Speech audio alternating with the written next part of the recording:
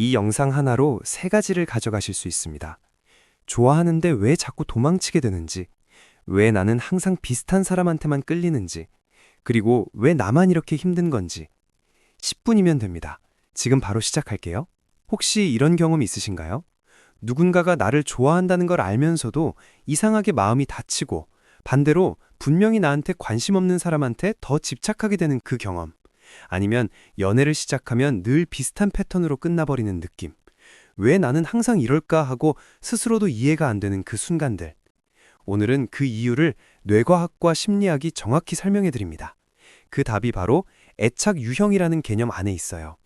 이 영상 끝까지 보시면 왜 나의 관계가 반복되는지, 그리고 어떻게 하면 진짜로 바뀔 수 있는지 그 핵심을 가져가실 수 있습니다. 애착, attachment. 한국어로 번역하면 달라붙는 것, 밀착되는 것. 단어 자체는 단순해 보이지만 심리학에서 말하는 애착엔 훨씬 더 정교한 개념입니다. 애착이란 특정한 대상으로부터 안전감을 느끼는 반복적인 행동 패턴입니다. 여기서 핵심 단어가 두 가지예요. 안전감과 패턴. 우리는 태어나면서부터 생존을 위해 누군가에게 의존해야 합니다. 아기는 혼자서는 아무것도 할 수 없잖아요. 배고프면 울고, 무서우면 울고, 아프면 웁니다. 그때 엄마나 양육자가 달려와 안아주고 먹을 것을 주고 눈을 맞추며 괜찮아 해주면 아기의 뇌는 이렇게 학습을 합니다. 세상은 안전하다.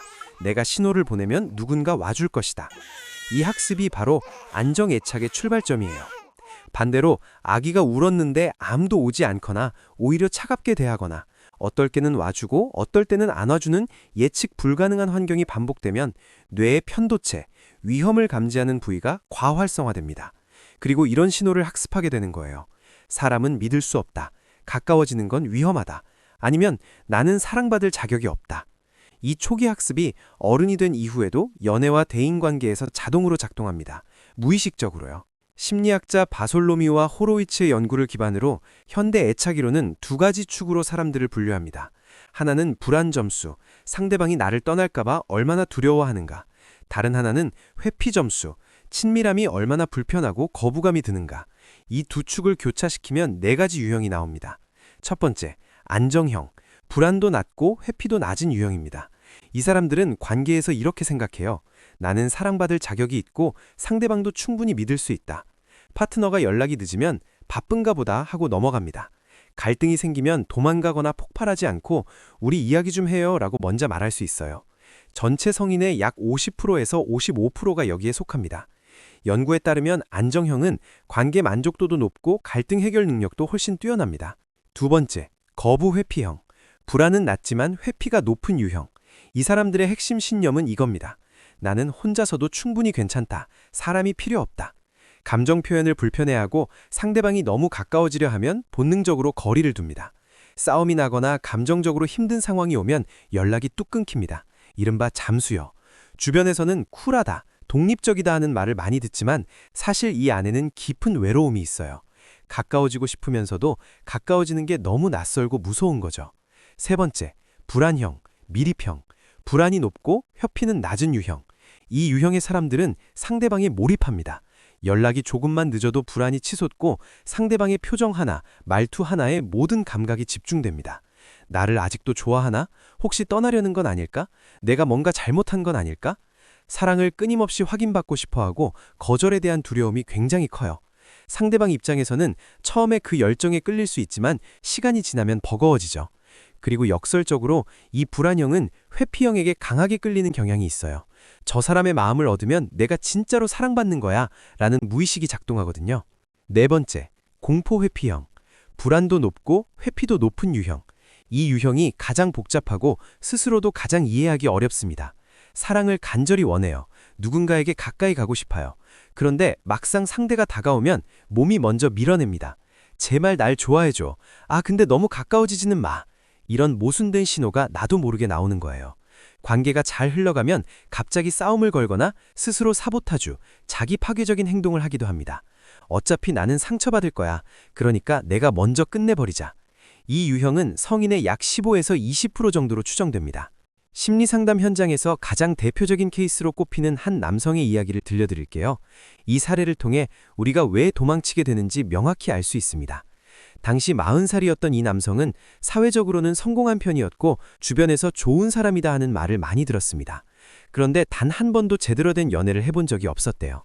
여성과 친해지다 보면 어느 순간 스스로 이상해진다는 거예요. 상대가 호감을 보이면 갑자기 그 사람이 싫어지거나 만남 자체가 공포스럽게 느껴지고 이유 없이 연락을 끊게 된다고 했습니다. 본인도 너무 답답했다고 했어요. 좋아하는데 왜 도망가게 되는 걸까요? 전문가들이 이 사례를 주목하는 이유는 원인이 너무나 명확히 보이기 때문입니다. 어린 시절 어머니는 일이 많았고 감정적으로 여유가 없는 분이었어요. 아이가 넘어져 울면 뚝해 였고 안아달라고 팔을 벌리면 왜 이래 라며 밀쳤다고 했습니다. 눈을 맞추며 사랑해 라는 말을 들어본 기억이 거의 없다고 했어요. 뇌과학적으로 말씀드리면 어린 시절 신체 접촉과 눈 맞춤은 옥시토신, 친뢰와 애착을 만드는 호르몬입니다. 이게 반복될수록 타인과의 가까움은 안전하다 하는 유런 회로가 만들어져요. 그런데 이 남성은 그 회로가 만들어지지 않은 거예요. 오히려 누군가 가까이 온다, 불편하고 위험하다 하는 회로가 형성된 것이죠. 그리고 그게 어른이 되고 나서도 그대로 작동하고 있었던 겁니다. 이 사례에서 전문가들이 주목하는 하나의 포인트가 있어요. 어린 시절 방임을 경험한 사람의 뇌에는 이런 핵심 신념이 깊이 새겨집니다. 나는 반드시 거절당할 것이다. 그래서 거절당하기 전에 먼저 도망가는 겁니다. 상대방이 나를 싫어하기 전에 내가 먼저 상대를 밀어내는 거예요. 그게 자기 보호예요. 나쁜 사람이 아닙니다. 뇌가 배운 방법이 그것뿐이었던 거예요. 놀라운 건 그 이후입니다. 이 남성은 상담을 통해 자신이 공포회피형이라는 걸 이해했고 그 패턴이 어디서 왔는지 알았어요. 그것만으로도 뭔가 달라지기 시작했습니다. 스스로 이렇게 말했다고 해요. 이제 제가 왜 그러는지는 알겠어요. 그러면 적어도 선택할 수 있잖아요. 예전엔 그냥 도망갔는데 이제는 또 이 패턴이 오는구나 하고 인식이 되더라고요. 그로부터 약 1년 뒤 그는 처음으로 진지한 연애를 시작했습니다. 3년째 교제 중이었고 여전히 어렵다고 했지만 도망가지 않고 함께 버텨가고 있다고 했어요. 자, 여기서 많은 분들이 물어보십니다. 그러면 저는 불안형인데 어떻게 안정형이 돼요? 회피형인 사람은 변할 수 있나요? 결론부터 말씀드릴게요. 애착 유형은 운명이 아닙니다. 이건 성격이 아니에요. 타고난 기질이 아닙니다. 뇌가 배운 행동 패턴입니다. 그리고 뇌는 평생 동안 새롭게 학습할 수 있습니다. 이걸 뇌과학에서 뇌가소성이라고 해요. 변화를 위한 첫 번째 단계는 아주 단순합니다. 자신의 패턴을 인식하는 것.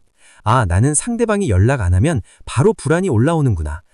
나는 누군가 가까워지면 자동으로 도망가고 싶어지는구나. 이 인식 자체가 엄청난 힘입니다. 왜냐하면 자동으로 작동하던 프로그램에 의식이 개입하기 시작하기 때문이에요. 뇌과학적으로도 이걸 설명할 수 있어요. 부정적인 감정 반응이 일어날 때 우리는 주로 편도체가 지배하는 상태에 들어가요. 이른바 투쟁 도피 반응이죠. 그런데 내가 지금 불안한 거구나 하고 연어로 라벨링하는 순간 전전두엽, 이성적 판단을 담당하는 부위가 활성화되면서 편도체의 반응이 약해집니다. 감정에 이름을 붙이는 것만으로 뇌가 진정되기 시작하는 거예요. 두 번째 단계는 새로운 경험을 조금씩 허용하는 것입니다. 회피형이라면 누군가 먼저 연락하고 싶을 때 30분만 더 기다리는 대신 먼저 한 문장이라도 보내보는 것. 안정형이라면 답장이 늦어 오면 연락하기 전에 10분만 다른 걸 해보는 것. 이 작은 행동 하나하나가 뇌에 새로운 회로를 만들기 시작합니다. 하루에 한 번, 한 달이면 30번, 1년이면 365번. 뇌는 반복에 의해 바뀝니다. 마지막으로 이 말씀을 드리고 싶어요. 많은 분들이 관계에서 상처를 받으면 생각하세요. 나는 원래 이래, 어쩔 수 없어. 아니면 저 사람이 문제야, 내가 왜 바뀌어야 해? 두 생각 모두 관계에서 자신을 피해자로 만드는 생각이에요. 하지만 오늘 이 영상을 보신 여러분은 이제 이렇게 생각하실 수 있습니다. 나는 왜 이 패턴이 생겼는지 이해한다. 그리고 나는 다른 선택을 할 수 있다. 좋은 사람은 타고나는 게 아니에요. 좋은 방향을 선택하는 사람이 좋은 사람입니다. 나 자신을 이해하는 것, 그 자체가 이미 변화예요. 이미 시작된 겁니다. 자신의 애착 유형을 아는 것은 과거에 묵혀있던 나를 조금씩 풀어주는 일입니다. 관계에서 더 이상 같은 패턴으로 다치지 않기 위해, 내가 원하는 방식으로 사랑하기 위해 그 여정 오늘부터 함께 시작해 보시기 바랍니다. 나를 아는 것이 관계를 바꾸는 첫 번째 열쇠다. 오늘 영상이 도움이 되셨다면 구독과 좋아요 꼭 눌러주세요. 내 주변에 관계로 힘들어하는 분이 있다면 이 영상 공유해 주시고요.